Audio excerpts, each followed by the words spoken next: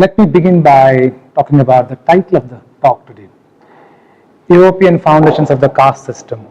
The title probably will sound very counterintuitive. When we talk about caste system, we generally talk about a system which is very unique to India, something which originated in the Vedic past, something which is so distinctively marker of Indian tradition, Indian culture. And here is a title that says European Foundations of the Talk. European Foundations of the Caste System. This is a slightly modified title of a book that some of us co-edited last year. That book was called Western Foundations of the Caste System. And to understand what do we mean by Western or European Foundations of the Caste System, we have to go through a whole lot of ideas, a framework to understand these things, and what is it that we are trying to get at. So let me give a couple of clarifications before I venture into the theme of the talk. First is, what is it that we are saying, and secondly, what is it that we are not saying. Often our critiques attribute to us statements like, we say that there is no caste atrocities in India, that we say that there are no jatis in India. And when I say we here, I am talking about a group of researchers working with and around the research tradition of S.N. Balangadhara. He has worked for about 4 decades on various issues, one of them is caste system. So many of us, when we say that there is no caste in India, though that's an abbreviated way of saying there is no caste system in India, what we are not saying is that there are no atrocities in India. No, we are not saying that. That there are no jatis in India, we are not saying that. No matter how desirable a situation this is, that there shouldn't be atrocities, there are no societies in the world that have no atrocities. There are atrocities and there are problems everywhere in the world, including India. Indian communities also fight, they reconcile, they are like normal human beings. So we are not saying that there are no atrocities, no problems, no fights, no reconciliations in India. So we are also not saying that there are no jatis in India. See, jatis are, if you like, something like cities of Bangalore, there's Ahmedabad, there's Bangkok, there's London. To say that there are no jatis like Brahmins and Lingayats or Reddis or Kammas, it's like saying there are no Bhadravatis, no Bangalores, and there are no Kolkatas. You cannot say that. That is nonsense actually. So we are not making any nonsense statement when we say there is no caste system in India, or when we are saying that there is no caste atrocities to talk about in India. So what are we saying then? See, that's a very complex question. We are saying many things when we say this thing, and I'll want to walk you through many different steps before you can understand. A short answer to say that there is no caste system in India, or to say that caste system is a structure in the European experience of India, will not make sense unless I set stage for you to understand what do we mean by these statements. To understand what one says about caste system, how the scholars are using the word caste system, the phrase caste system, try and ask these questions to yourself. On the one hand, the statements like, there is a caste system in India, Indian society is based on caste system, Indian social structure is caste, or caste system is how Indian society, traditions, culture is built. These statements look perfectly normal to us. They look like anybody can make these statements, and we all keep on making it. But do we understand these statements? Make these kind of statements and see. If I say the German society is based on some system, what system? Is American society based on some kind of social structure which is Christian or church? The statement that American, German or French or European society is based on something, or their social structure is based on some particular religion or institution, doesn't make sense to us at all. So when we talk about India, why does it make sense to us that Indian social structure is caste system? We don't even understand this statement. What do we mean by that? See, if Indian social system is based on caste, or Indian social structure is caste system in itself, then every single thing in India that happened in the past, that will happen in the future, all based on caste system. That must be very ridiculous to make a statement, no? That statement is. There are another set of questions that you can ask. See, today, whether it's UN or UK or EU parliaments, they're all talking about caste. UK, for example, is asking India consistently to pass laws against caste system. They keep saying we have not passed enough laws against caste system. They all want us to fight against caste system. Try to understand what's happening here. We have had a lot of anti-caste laws. It's not the laws that is an issue. So what are they saying? There are only two options for us to think about it. Either the UN, UK, EU, everybody is anti-India, and many of us are happy to say that, or they think of caste system in a different way. They think of it as something very deeply ugly, inhuman, bad, and somehow Indians are not able to understand it, yet they are practicing it. Therefore, becomes their moral duty, becomes their humanitarian concern to tell us that no, do this, do that. It's a kind of, in some sense, at least in one sense, it's a kind of friendly suggestions that the Europe and UK keeps giving us. So what is that we Indians have to understand in here is this: if European Union or UK or UN are not anti-India, then why are they making these statements? What does this statement mean to them? There is only one possibility. They think that all Indians somehow, whether they know it or they don't know it, are practicing and are responsible for the existence of the caste system. That is what Europe and the West thinks about us. So when we say there is no caste system, whole lot of responses that we receive are of the kind, no, you see in my village there are so many of these things that happen. There are Jats here, there are Brahmins here. One day this happened, one Jat boy was beaten up. So I got a job for a Jat boy, and then a Brahmin family came and asked me for a better job than the Jat boy got. So these kind of responses that the Indians give when we talk about that India has no caste system tells us two things. One, Indians are incapable of understanding what the West is saying about caste system at all. When they say Indians are not fighting against caste system, they are not talking about these small issues of somebody getting a job, somebody getting a scholarship, etc. They are talking about an entire society, an entire system based on caste. So that is why before we even begin to understand what this caste system is, what we should do with it, we should try to understand what the West is saying about caste system, what they're saying that Indian society is based on caste structure. So the Indian social structure is caste based, these things. I'll give you one example. See, there is this very popular book by Nicholas Dirks called Caste of Mind, and the very first paragraph that he begins with, it's not clear when you read the first paragraph what he is saying, because he just quotes from many different authors. He says this is what the entire world is saying about India. But 2 pages later he says, after the colonialism, during the colonialism, something happened and all these things have become reality. And I'll read out some of the lines. I'll leave out some words and I'll just pick some words. I'm not adding any words to it. And here is what he is saying about Indian society.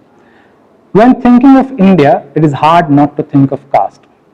Caste has become a central symbol for India, indexing it as fundamentally different from other places as well as expressing its essence. Caste is the basic form of Indian society.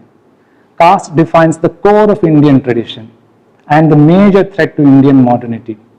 If we are to understand India properly and Hinduism, we must understand caste. It is we as Indians, I am saying, don't understand what Dirks is saying here at all. If you don't believe me, just change the word India and caste into like US or Europe and add Christianity and church to it and then see how absurd it looks. It will read like something like, church is the basic form of American society. Church defines the core of European tradition. Do they make sense? They don't make sense. But why do we feel as though we as the Indian intellectuals, the educated Indian groups go around believe that we understand caste system, we think we know what caste system means and bring in so many measures to fight it, so many measures to deal with it? On the one hand, there's a very basic consensus that everybody agrees with. Everybody, as like all intellectuals, everybody who's written about it in the last 200 years, very firmly believe in it, that there is a caste system in India, that it is deeply immoral, that it has persisted over the centuries despite all kinds of fight that the human beings have waged against it, whether it's Ambedkar, whether it's Buddha or Gandhi, everybody. On the other hand, if you start digging a little bit, you will realize that there are no consensus on even the most fundamental issues related to caste system. How is caste related to violence in India? What is caste as a system to do with Indian society? How can caste perpetuate and come into existence about 3,000 years ago when there was no WhatsApps or Facebook or anything? Somebody invented it in Kashmir or somewhere in Afghanistan and it spread down to what? Today's Karnataka, Kerala, Sri Lanka, Maldives, and see, there are no answers to any of these questions today. Take another example. It's extremely normal for a physics student to draw a timeline of the progress that we have made as intellectuals in the way we have understood any fundamental concept of physics, let's say sun or gravity or light or mass or anything. Just go and do it. Go to your school, go to your college, pick up a serious student and ask him to draw a timeline of the way we have understood sun over the decades. And he will tell you, just by looking at the Wikipedias or some encyclopedia, he will tell you that in the 1840s we were thinking that the energy in the sun, SUN sun, has to do with the way meteoroids fall there and meteoroids work there. 10 years later they were saying all the energy and heat in sun has to do with the gravitational contract. It took us about 65-70 years to tell us that, to find out that the heat and energy in sun has to do with nuclear reaction at the core of the sun. Ask any serious caste scholar, any Indian or non-Indian, to make a similar timeline of the progress that we have done with any fundamental concept of caste system, whether it is endogamy or hierarchy or commensality or anything. Can we say what we were thinking about endogamy in 1850s, 25 years later, and how did we change, our ideas change, 100 years later, are we saying something new about it? And I asked a similar question to a very important caste scholar about 2 years ago in an international conference.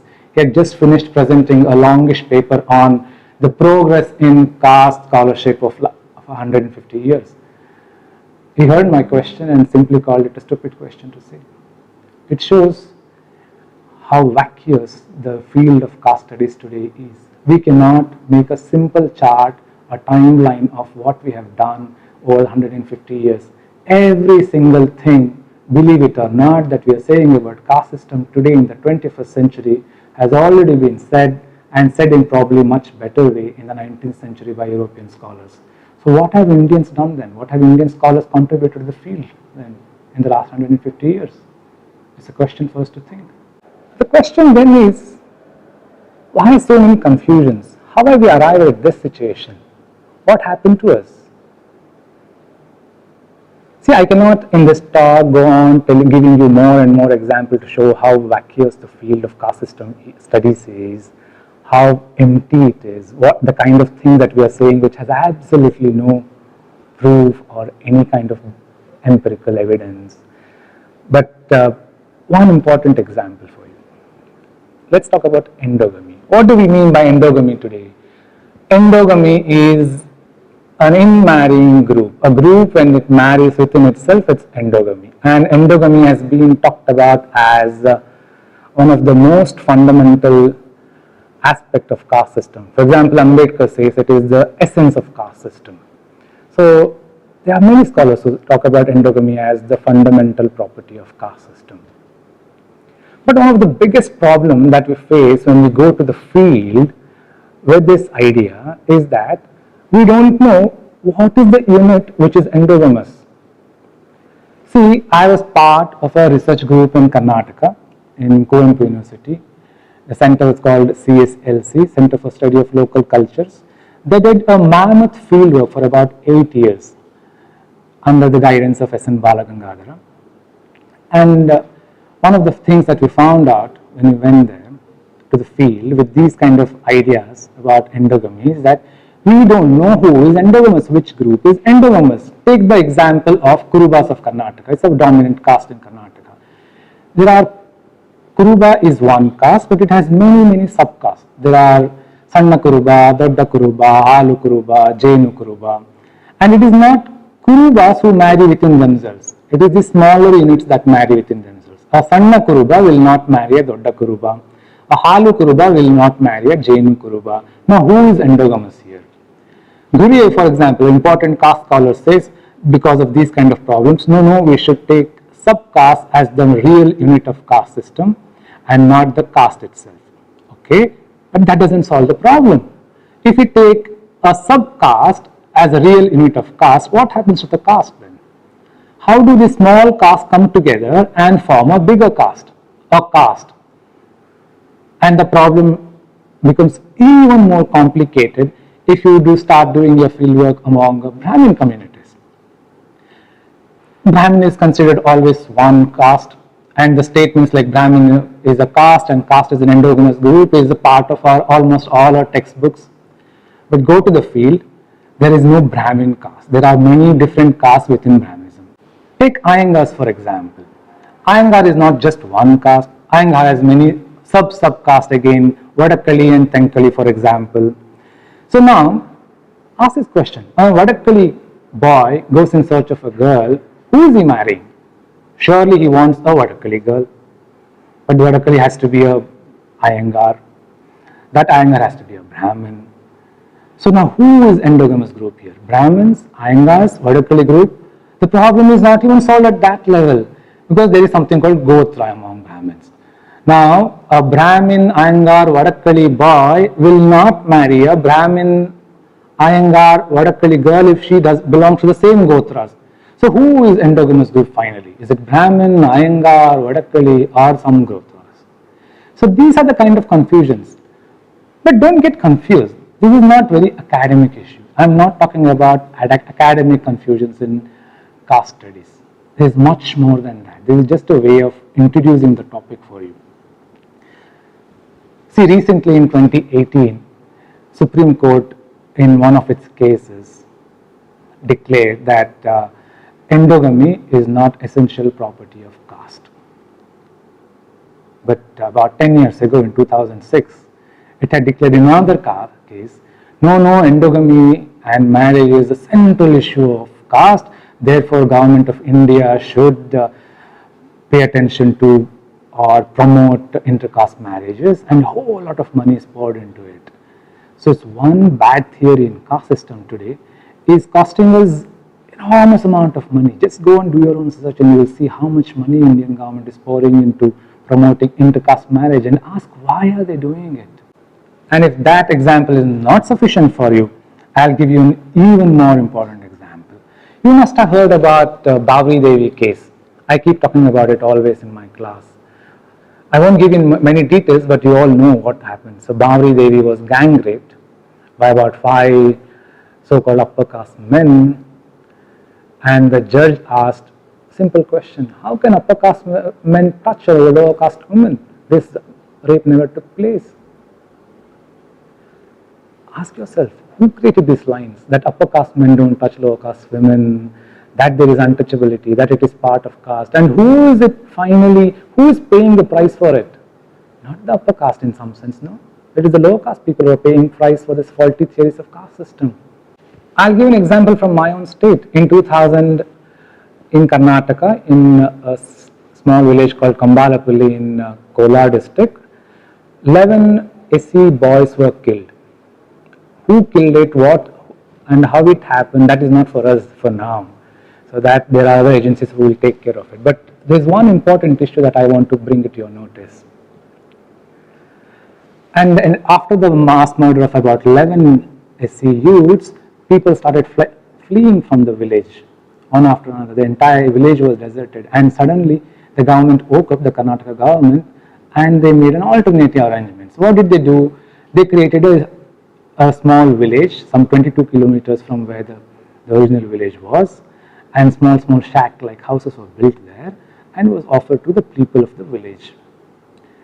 You must have seen this village. You must have seen the photos of the village. Or if not, you go back and check. Even the dogs will not live in those small shacks. Those are the kind of shacks that they created for people in the village.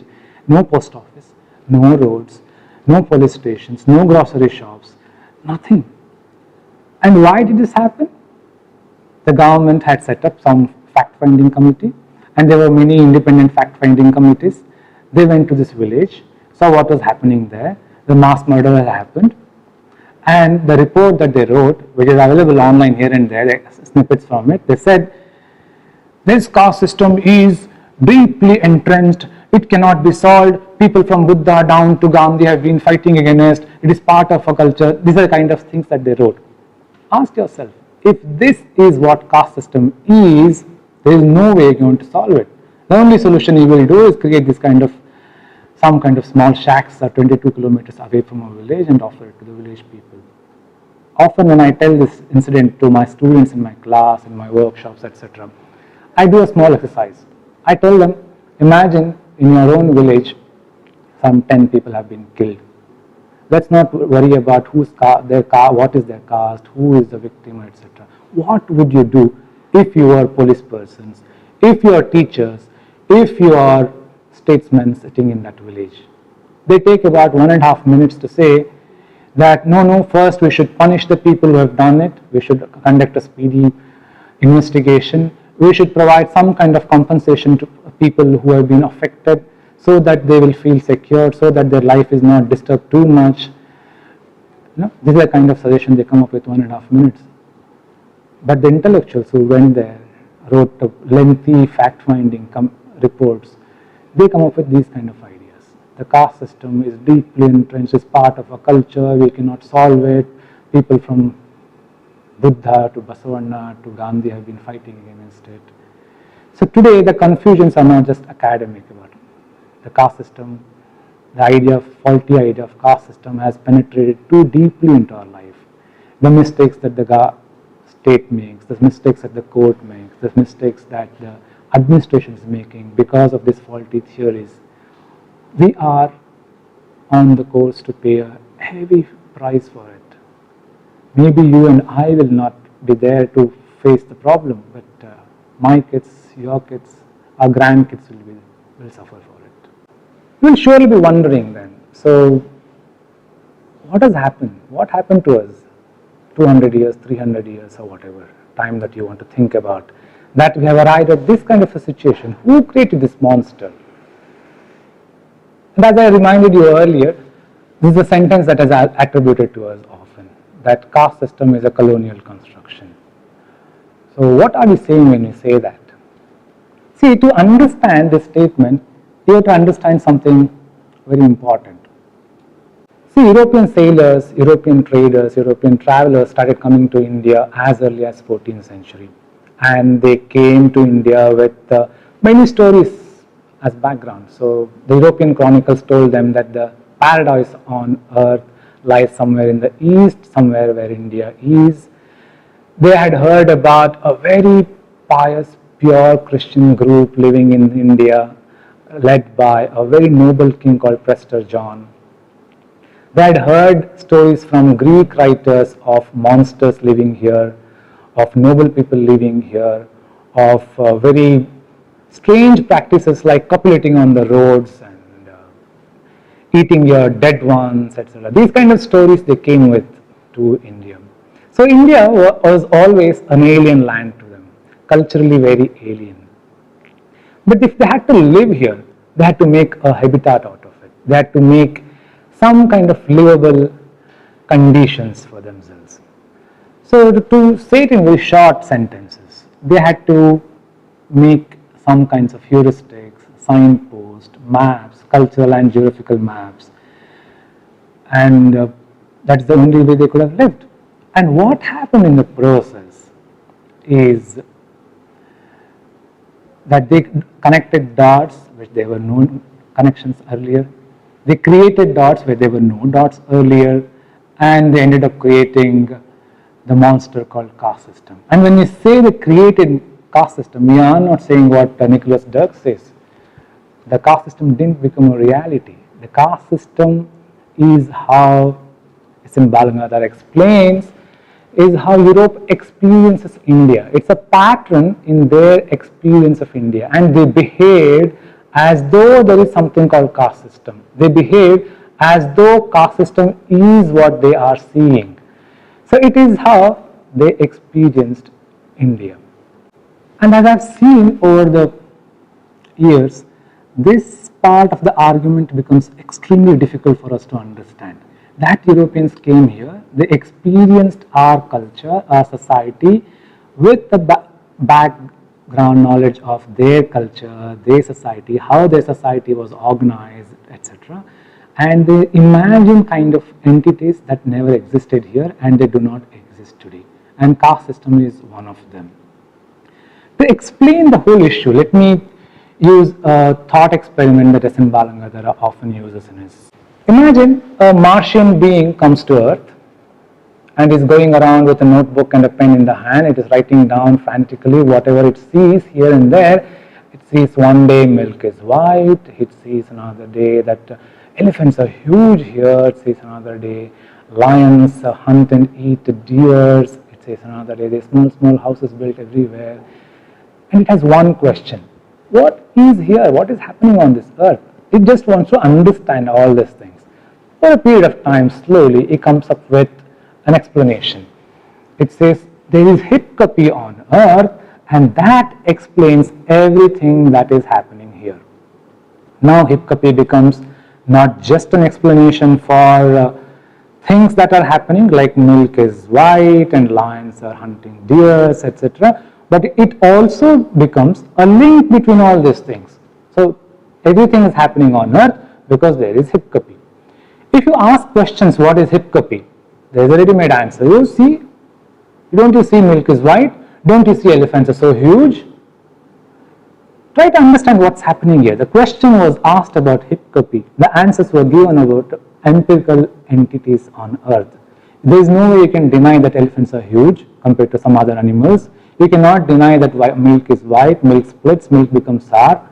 So it is the empirical entities that are used as answer to an entity which is not empirical, which is caste system. So it is empirical entities that are used as reference points for understanding something which is not empirical at all, which is hiccupy. A same situation is happening in the caste studies today. European scholars offered caste system as an explanation for everything that they saw in India, everything that they wanted to understand in India. But if you ask today any question about caste system, what is caste system, how does it come into existence, how does it sustain itself, etc., you're always given answers about something or other which is very empirical. They talk about temples, or they talk about some injustice that's happening in some village about drawing water, or they talk about some books. And so what happened then when the Europeans came to India is that they picked and chose many empirical entities, some Sandhya Vandana here, some way of dressing in another part of India, some atrocities in some part of India, and they just draw lines from one to another and created this idea of caste system. That is what, very roughly put, we mean by caste is a colonial construction. What I want to do now in this part of the talk is give you a very historical example to show you how these dots were connected, who connected those dots, and who took it over, etc. And the example I'm talking about is how we as intellectuals have read Greek historical material over the last 200 years. See, today, if you start reading any textbook, any historical work, any important research work on caste which talks about the origin of caste system and its the way it crystallized in the ancient India, they all refer to one set of material among many other important documents, which is the writings attributed to ancient Greek writers. Ancient Greek writers kept coming to India. Writers, sailors, traders, visitors kept coming to India for almost 1,000 years, starting somewhere in the 6th century BC, before Common Era. And many of them wrote about India. They wrote about Indian society, Indian social practices, Indian strange, so-called strange, or what they thought as strange practices. And these texts are today used as one of the primary material to talk about how caste system existed in Vedic periods, how caste system came into existence and crystallized in the Vedic period. So what I want you to see is how a set of very innocuous documents have become now a kind of foundation for talking about caste in the Vedic period. Just to give you two small examples, see, I'll read out something from Irfan Habib and Romila Thapar. See how they talk about ancient Greek literature.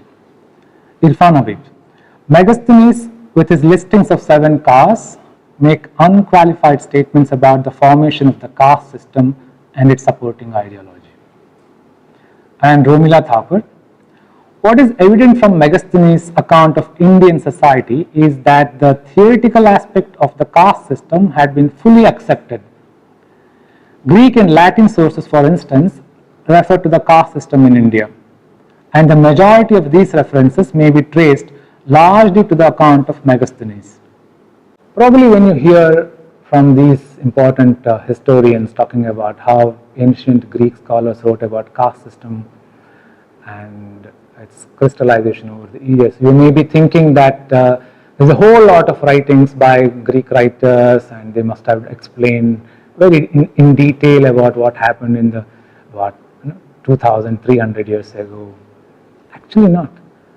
I started reading all the literature. I don't read Greek, I don't understand Greek language, but I've read them in the 19th century, 20th century translation of those writings. And there is about 3 to 4 pages in all that the Greek writers talk about caste.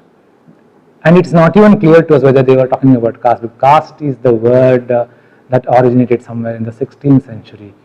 The standard story goes that it is a word from the Portuguese word called casta. So ancient Greek writers were not writing about caste, they were writing about the divisions in society, some practices that Indians had. So let me first show you what the Greeks were saying, and then I'll tell you how did we read caste into these kind of writings. See, there are 2 important things attributed to Greek writings, which comes in about 4 or 5 pages of writing that I told you, which gets repeated in many different Greek writers. We don't have today original writings written by Megasthenes, for example. What we have today are just snippets quoted here and there by scholars like Arian and Strabo and others. Therefore, the things that they say about India gets repeated in many different texts. See, there are 2 important things attributed to Greek writers. They talk about 7 divisions of Indian society. Whether it is caste or class depends on who is translating them and which framework you are using. That's not the word that comes from their writings. But the 7 divisions of Indian society read something like this: philosophers, husbandmen, shepherds, artisans, warriors, overseers, and counselors and assessors. That is how they divide Indian society. They think the Indian society had 7 divisions and these are 7 divisions. And over the years, in the last 200 years, scholars have used this 7 division of Indian society to say that, see, there was a caste hierarchy in ancient India. See, Megasthenes has seen it. See, Greek scholars have written about it. And they see a hierarchy in this 7 division. For my life, I haven't understood, where do you see a hierarchy in this 7 division? Philosophers are mentioned as the first category.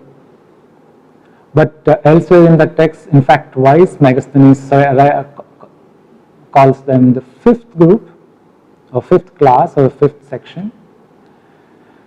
And if you talk in terms of privileges, yes, he says the philosophers had a whole lot of privileges, but they are not the privileges of the kind that the last section, the assessors and the counselors had.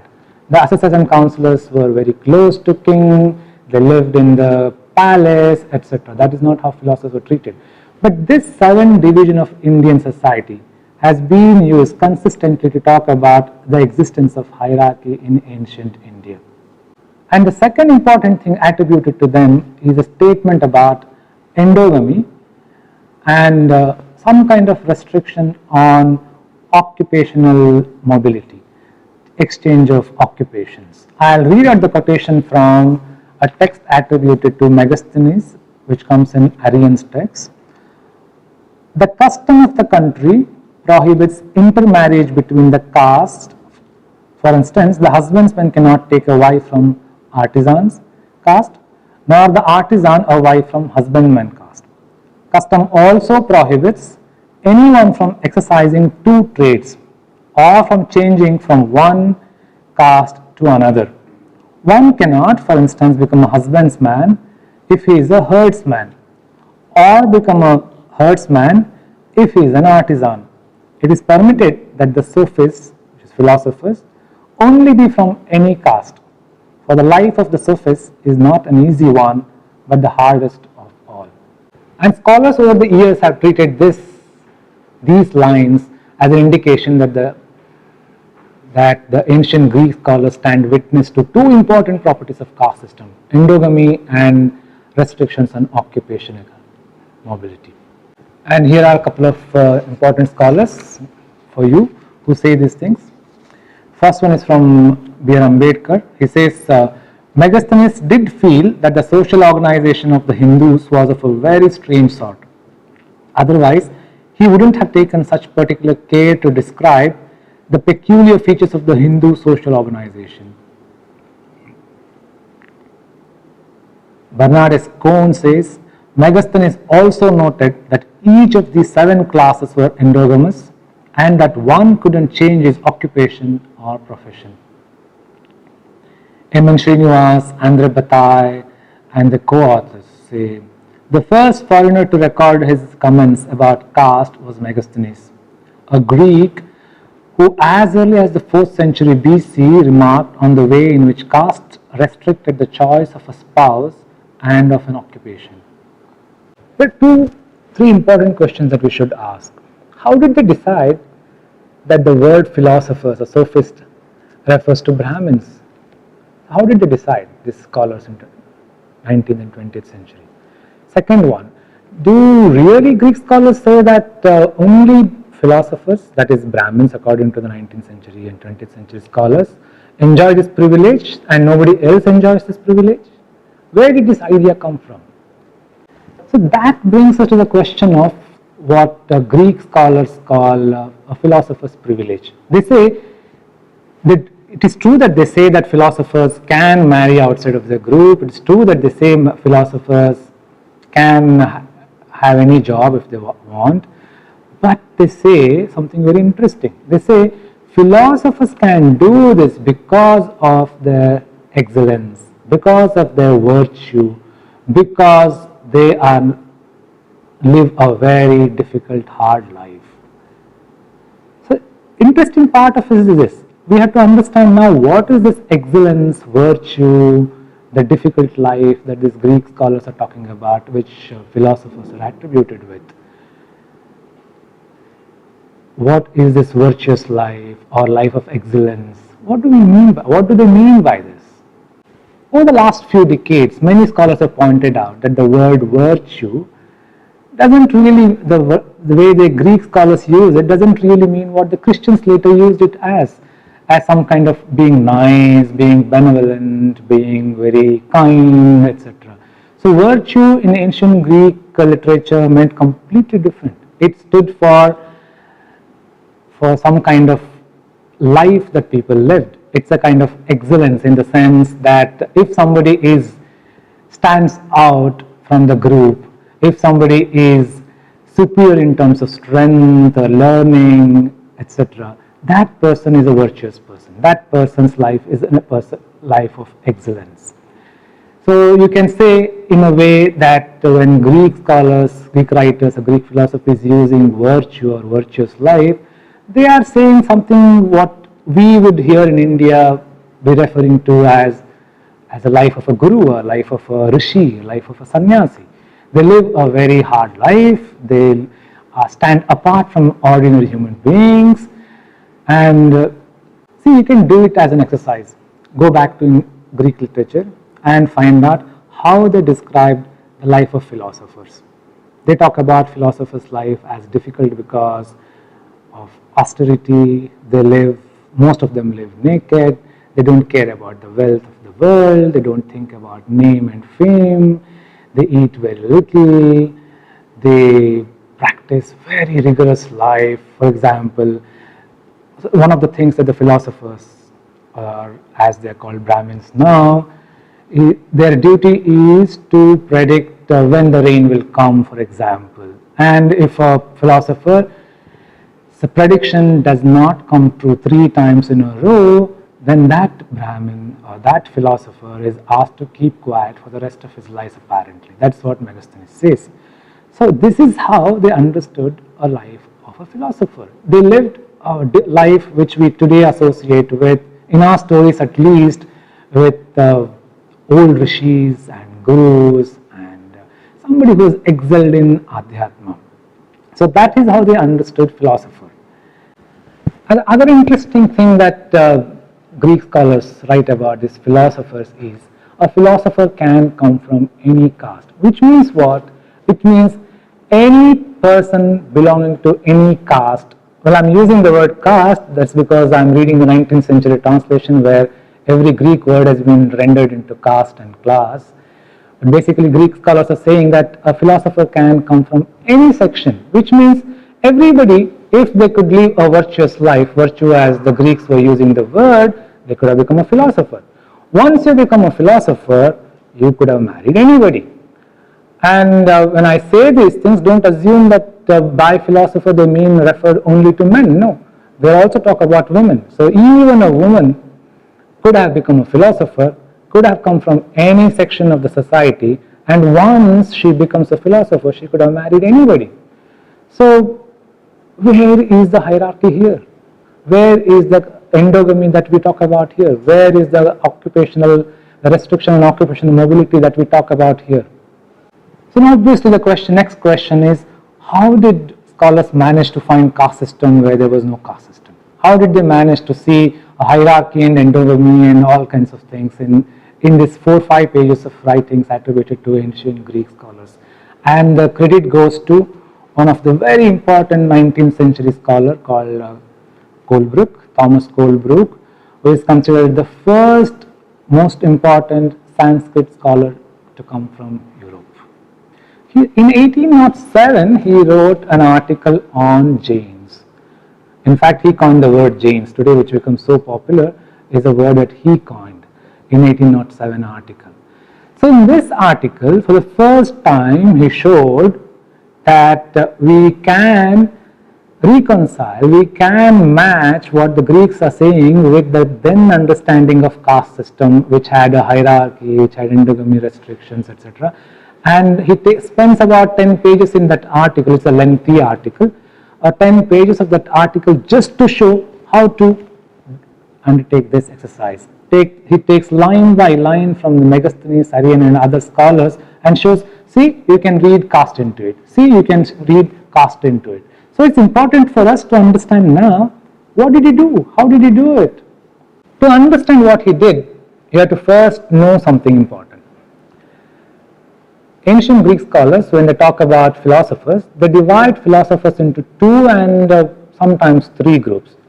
One is called Brahmins, another one is called Sermones, and Strabo adds a third group of philosophers called Brahmins. Difficult Greek words to pronounce. The interesting observation comes from Bardesian, a Syriac writer of 2nd century of the common era. He says becoming a Brahmin is a birthright, but one can choose to become, if they want, a Samanena. There are very interesting ways of interpreting it. You can say even if being a philosopher is something related to your birth, there is another way of becoming a philosopher. You can become a philosopher by living a particular kind of life. But Colebrooke takes the discussion into completely different direction. It goes through a very complicated argument to show that, see, these Brahmins that the Europeans, the ancient Greeks are talking about are actually Brahmins, and the Samanas that they are talking about are Buddhist, Jain and other monks, and you could never have become a Brahmin because being a Brahmin is about your birth, but you could have become a Buddhist or a Jain monk by choice. Question is, how did you arrive at this kind of reading? And it's very funny the way he does. He uses about 3 arguments to make this important jump from that Brahmins are Brahmins and Samanas are Shramanas. First one probably is easy to understand for you. Brahmins phonetically sounds similar to Brahmanas, so Brahmins are Brahmanas, and Samanas sounds phonetically similar to Shramanas, therefore Shramanas are Buddhist and Jain monks. That is one. Second argument that he uses is, in the Greek description, Brahmins are always sun worshippers, but Samanas are not.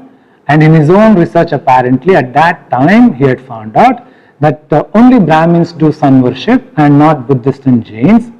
Therefore, the distinction of Brahmins and Samanas must be a distinction between Brahmins versus Buddhist and Jain monks. Actually, it is not true that Buddhists and Jains are also sun worshippers in some contexts, and but it is a 19th century argument. There is a third argument that Colebrooke uses in his argument, which is, see, there is a scholar called Strabo. He is a very important Greek scholar. He says in the passing somewhere that this third category of philosophers called Brahmins were very critical of Brahmanas. They always criticize them for the rituals. So that argument, that lines become the clinching deal for Colebrooke. Oh yes, Brahmins were always indulged in all kinds of nasty things, and here are Buddhist and Jain monks who are criticizing Brahmins for the rituals. So therefore the distinction between Brahmins and Samanas must be the distinction between Brahmins and Buddhist, Jains and other monks. But there's a problem there, right? It's the Brahmane. The Brahmane and Brahmane now cannot be distinguished phonetically, at least, as Brahmins and Shramanas. But in 1846, in one of his writings, an important writer solves this problem. It's called Schwanbeck, and he first translated Megasthenes, the snippets and fragments attributed to Megasthenes, into Latin. It is with the Schwanbeck's edition in 1846 that Megasthenes comes into the academic field, becomes very popular in the academic field. He does something even more funny. Colebrooke had used phonetic similarity between Brahmins and Shramanas to make them Brahmins and Shramanas, but there is a Strabo's Brahmine which is left out of the thing. There is still sticking out. So Schwanbeck proposes an interesting argument. He says, when you write in Greek letters, I can only show you that, and you will understand what happens. What he does is, he says, see, Shramana, when you write in Greek, the first letter, it looks like E written a little bit awkwardly. And the Brahmanes, the word, the sound per in Greek letter, when you write it, it looks like a reversed 7. He says, see, every time the E was written, it was read as P, or P was written, it was read as E, and it is not the mistake of Greek scholars, it is the mistake of the later copywriters. So everywhere there was a E, that's how it looks like the Greek letter, they read it as P, or the P was read like E, and therefore the confusion comes. So we should now just give up the word Brahmanes. We should stick with the word Shamanes, and it is all that only distinction worth talking about is Shamanas versus Brahmanas, and that's how he solves the problem. So the entire Greek literature, in a matter of about 2 writers writing of 20 years duration, they turn it into a caste literature which is talking about Brahmins versus Buddhists and Jain monks. And this story went on to become the standard story of how Greek scholars prove that the caste system existed 2300 years ago. And the Indian scholars, I won't go into the things that they have said over the next 50, 80, 100 years. They just take it as though that is the word which has come from the mouth of the god. And to give you one example, in 1920s, writing about this literature, an Indian scholar called Vaidya, he says, Megasthenes remarks that the Brahmins were allowed to marry wives from the lower castes. Only Brahmins were allowed to marry wives from the lower caste. This is what Vaidya says. So we went from we took a European argument which Colebrooke himself in his 1807 article kept on saying that he is just proposing a tentative argument. He is not sure that this is a valid argument, but he wants to talk about it here in that article. Remember, the article was about Jains, not about Greek and caste system. But in the passing, he makes this tentative claim, which he himself says is not a well-argued argument, but it becomes the standard argument, and we took it over. And I'll give you one more example from a very important 20th century Indian writer. The way she reads Megasthenes after almost 100 years after, 120 years after, 150 years after Colebrooke, and you see for yourself what she does with it. And I'm referring to Romila Thappas, little longish quotation. It's about 2 paragraphs long, and on your screen you will see that the quotation has many letters and numbers written in square brackets, parentheses. That is to show you that she takes 2 to 3 facts which are all marked in numeral English letters A, B, A to D, and she adds about another 13 imaginary situations, imaginary arguments to make an argument out of it. Megasthenes states that Indian society was divided into 7 classes. These he lists as philosophers, farmers, soldiers, herdsmen, artisans, magistrates, and councillors. Aryan states that there are about 7. This is Romila Thappas speaking, and she starts with a fact, which is this is what the Greek writers say. Then she adds the first hypothesis from her side. But these Greek writers like Aryan, does not speak with certainty. I'm not sure how she found out that they are not speaking with certainty. This observation of Megasthenes is only partially based on fact. That it's a repetition of the earlier statement is one thing, but she is adding it. Just see that. The idea of society being divided into groups was no doubt a prevalent one. That's true. But now see what she adds to it. And the system must have been explained to him by local Brahmins. So local Brahmins were standing there and explaining to the Greek writers who came in thousands of numbers. They were talking about caste system and explaining and hiding the caste system, basically. But the number of classes and the categories must have become confused in his mind. That's Megasthenes or Aryan's mind. His divisions appear to have been rather economic divisions than social. This is understandable because the system of the 4 varnas or caste originated in an economic division. That's her theory. And it is possible that the vestiges of this origin remained in Mauryan times. It is obvious that the division of Megasthenes couldn't follow rules of endogamy and restrict themselves to their own trade. He appears to have confused his own observations with Brahminical theory. Megasthenes and Aryan must have confused their own observations with the theory of Brahmins. The numerical confusion may be due to the fact that in writing his account, possibly some years after his visit to India, he may have accidentally arrived in the number 7, forgetting the facts as given to him. We must also keep in mind that the fragments remaining to us are not the original accounts but are quotations from the original. That is true. She is another fact. Some of the inconsistencies may be explained by erroneous quoting on the part of later authors. Megasthenes may also have had in mind the description of Egyptian society as given by Herodotus, who enumerates 7 social classes in Egypt. As you can see on the screen, that she adds about 13 imagined scenarios to it, which are, some of them are so funny that Brahmin standing in the corner and telling the stories to Megasthenes and Arian.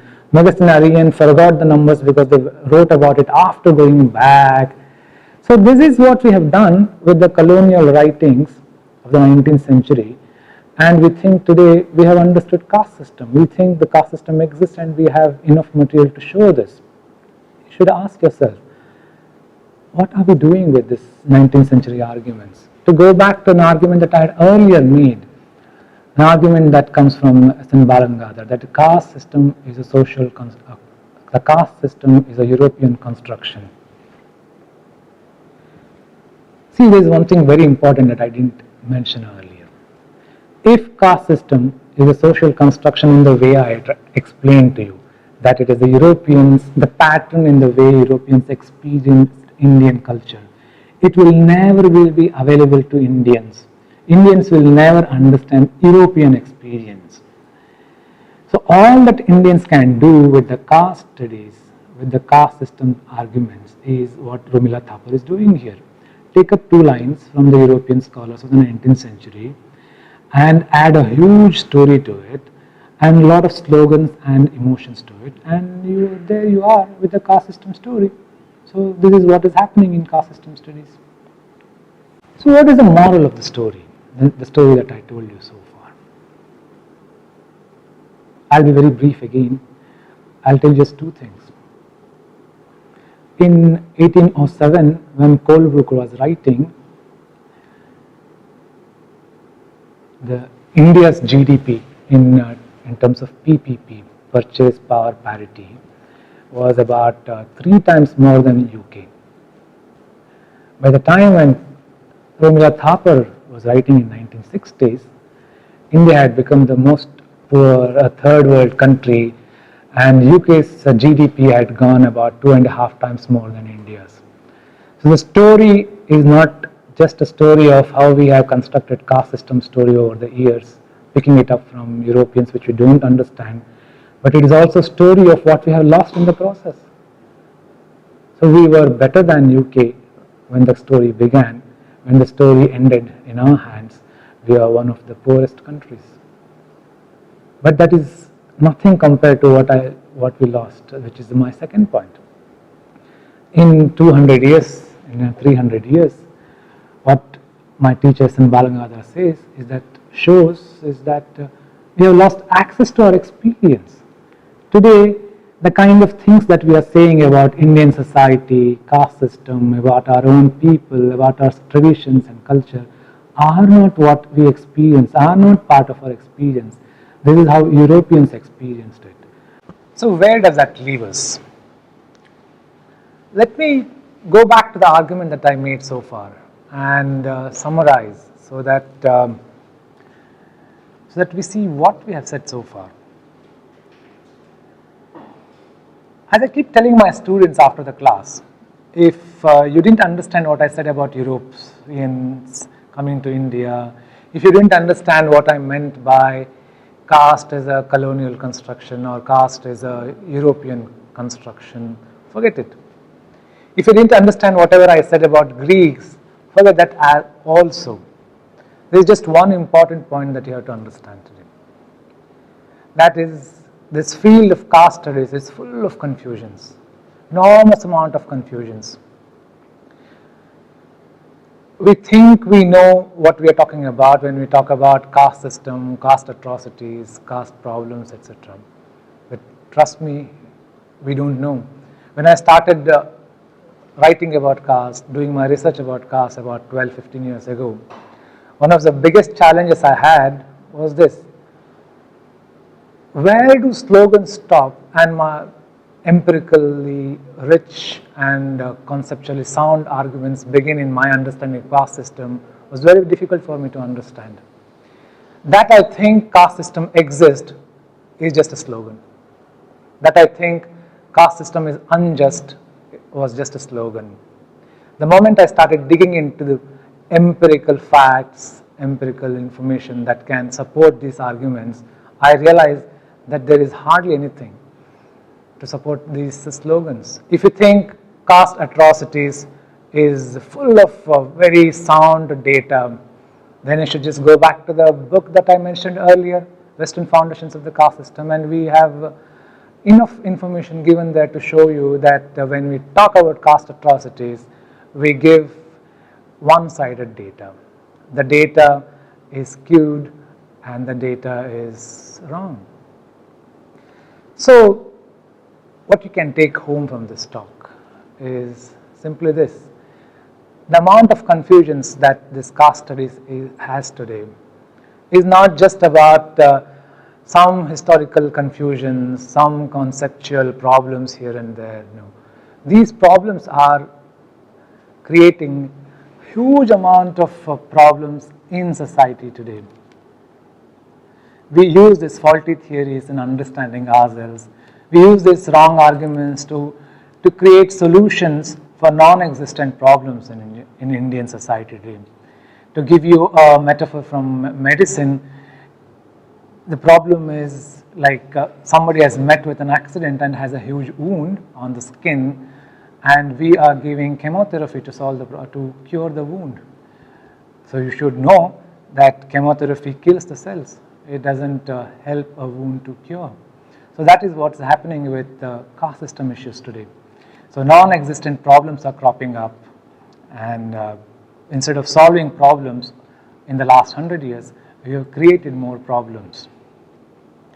So the challenge before us, before me and before you, the audience, is to start thinking about these issues afresh, to start thinking about the problems that we have, which caste system has failed to understand and solve so far in 100 years.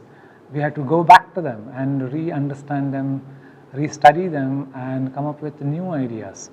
We are working on these issues sitting in a corner of Karnataka in India, South India. So why don't you join us? We can work together. This is not an academic issue anymore.